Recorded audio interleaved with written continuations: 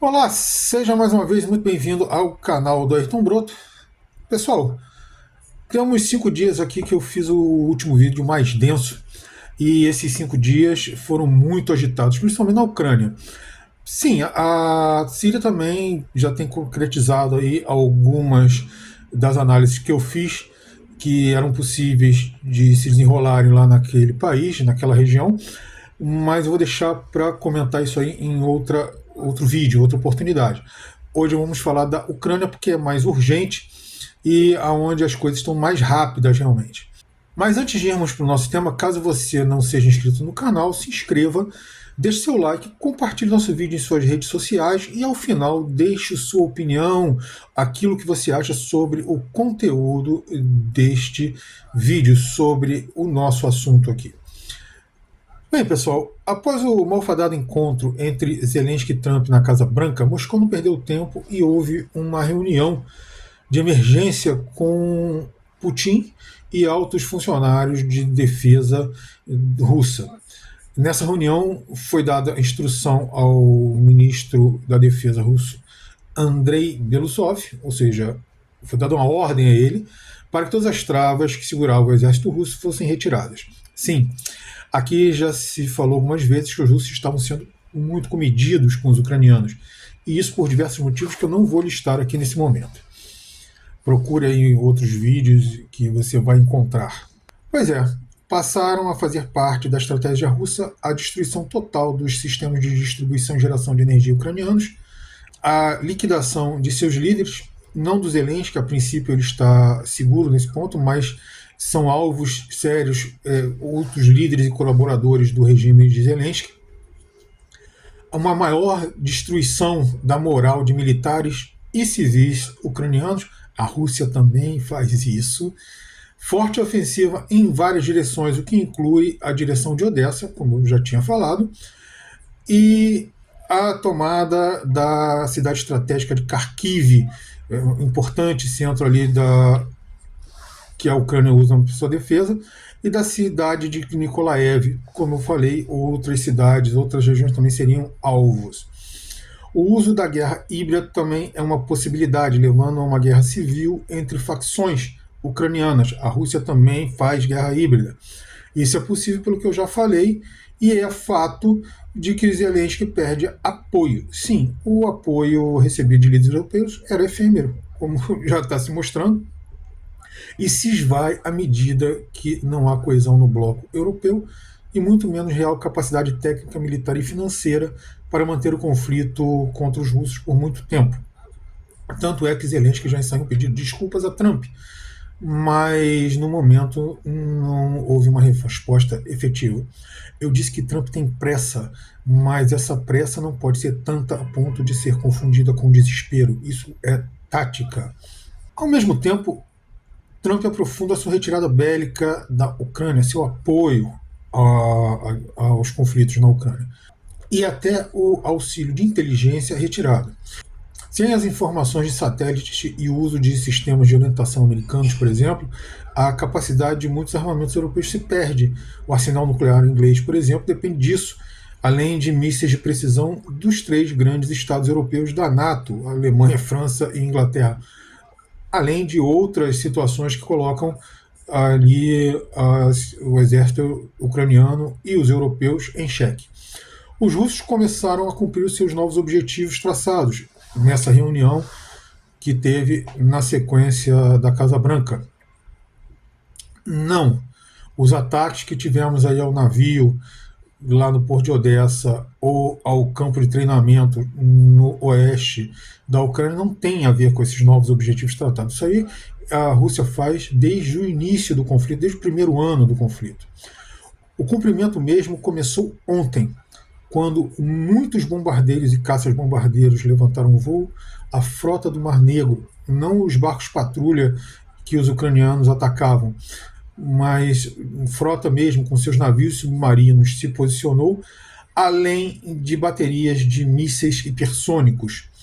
E o resultado foi que um enorme enxame de drones e mísseis varreram os céus da Ucrânia e terminaram por atingir seus alvos. Isso foi tão impactante que o Zelensky chegou a pedir uma trégua. Ao mesmo tempo, uma sorridente von der Leyen chegava a Bruxelas para anunciar um plano de 800 bilhões ou 1.000 milhões, como se diz em Portugal e outros países de língua portuguesa, para o rearmamento da Europa. Provável novo primeiro-ministro alemão fala em 500 bilhões da Alemanha. E Macron fez alguns caças bombardeiros Rafale sobrevoarem a Alemanha com mísseis sob as asas, oferecendo com isso o guarda-chuva nuclear francês para a Europa ocidental continental. Lembrando que os ingleses têm o seu próprio guarda-chuva nuclear. Após o intenso bombardeio russo, Donald Trump também afirmou que estuda colocar novas sanções à Rússia. Trump também falou que se a Europa quiser armas para enfrentar os russos, terá que pagar por elas. Exatamente o que eu disse que ele faria. Com esse quadro, chegamos ao final do dia de ontem. E ainda que eu já tenha feito algumas rápidas considerações aqui enquanto eu falava, precisamos observar melhor alguns desses desdobramentos. O primeiro deles é muito óbvio e é o fato de que os russos leram a confusão na Casa Branca e os passos dados pelas lideranças europeias exatamente como eu, ou seja, não é um final tão rápido para os conflitos. E deram o passo que um bom estrategista dá, que é apertar ainda mais o inimigo quando ele mostra alguma fraqueza ou ponto vulnerável. A retirada do apoio americano deixou uma fraqueza grande, uma vulnerabilidade grande ali nas forças ucranianas. Daí o aumento das ações militares. O que se esperava conquistar na mesa de negociações com o plebiscito será buscado no campo de batalha, ficando os formalismos civis para depois. Também serve de alerta aos europeus que falam em enviar tropas de paz à Ucrânia, algo que foi mais uma vez violentamente rechaçado pelos russos, exatamente como eu falei que aconteceria. Quanto à Europa, esta busca uma nova organização interna.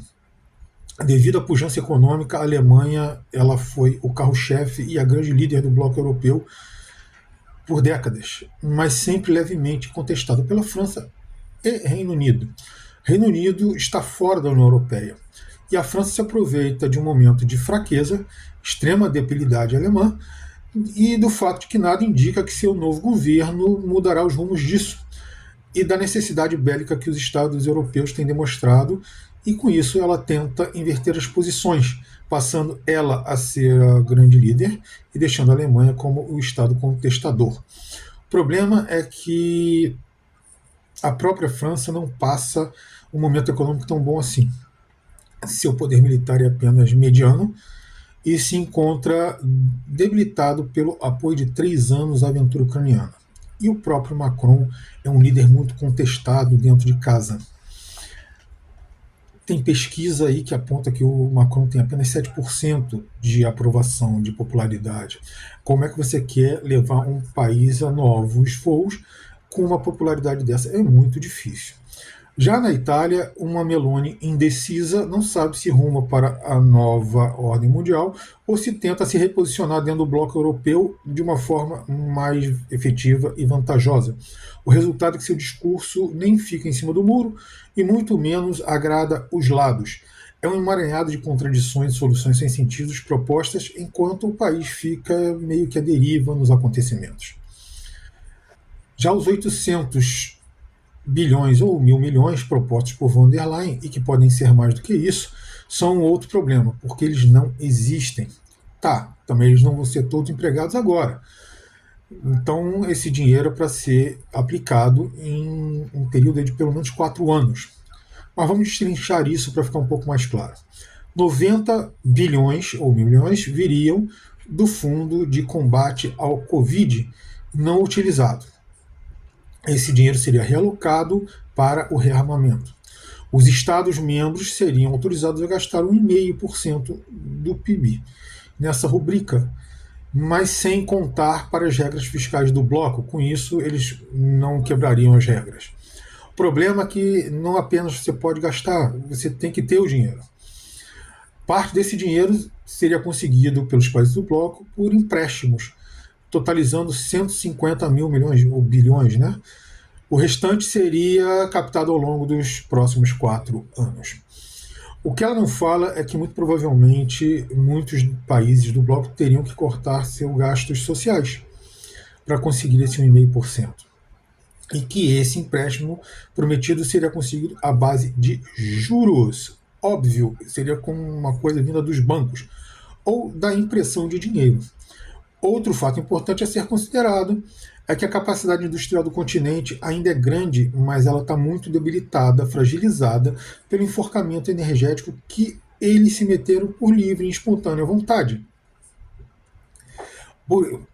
Também há o fato de que o continente não tem as matérias-primas para uma produção de armas em larga escala e eles teriam que ir ao mercado. Será que eles vão conseguir isso aí no mercado? É mais uma questão.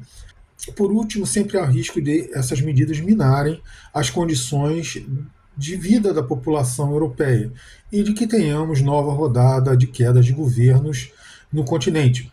Governos estes que podem vir a fazer forte oposição a essas posições da tecnocracia burocrática de Bruxelas. Sobre a França e o vídeo recheado de inconsistências de Macron, eu falarei um outro vídeo.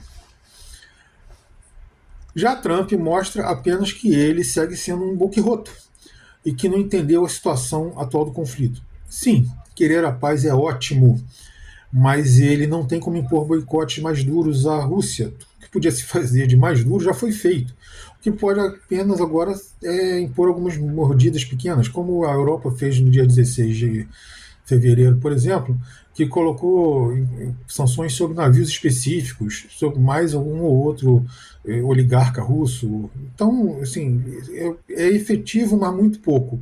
E a Rússia já disse, já mostrou que ela contorna tudo isso aí.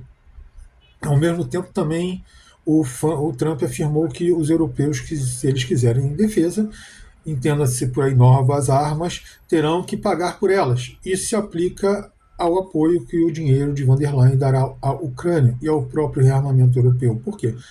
Os europeus não têm armas no momento. Quem ainda tem alguma coisa são os americanos, até porque eles seguem produzindo. Então, para manter o apoio à Ucrânia, eles precisam de armas. Quem tem para vender são os americanos. Apesar dos russos gostarem de fazer negócios, eu acho que eles não vão vender armas aos ucranianos. Como vemos, temos muitos interesses em jogo e muita coisa para ser arranjada antes que tudo venha se acalmar na Europa. Sim, a cada semana mais claros ficarão esses interesses. Macron sabe que a França e a Europa não têm condições de fazer frente aos russos, mas ele não pode perder a oportunidade que se apresenta de tentar inverter essa posição na Europa com os alemães. Já os alemães tentam minar essa pretensão francesa. A tecnoburocracia europeia quer afirmar ainda mais sua posição de poder sobre os Estados membros da União Europeia. Trump quer se livrar de um enorme gasto e, se possível, ainda sair com uma nova fonte de renda, seja riquezas da Ucrânia, seja cobrando segurança aos europeus. Quem sabe os dois, por que não?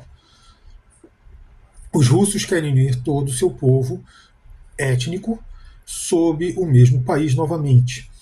Afastar a ameaça ocidental que já se apresenta há cerca de 200 anos e poder virar ainda mais suas atenções à Ásia e ao chamado Sul Global, onde as grandes oportunidades de negócio e desenvolvimento se apresentam hoje.